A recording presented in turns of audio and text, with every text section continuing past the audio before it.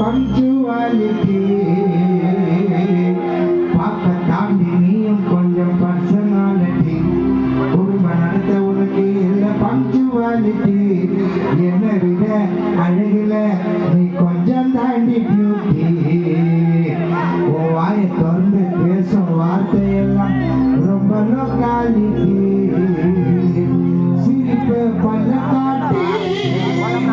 அதுதான் பியூட்டி மயக்கு வாச காட்டி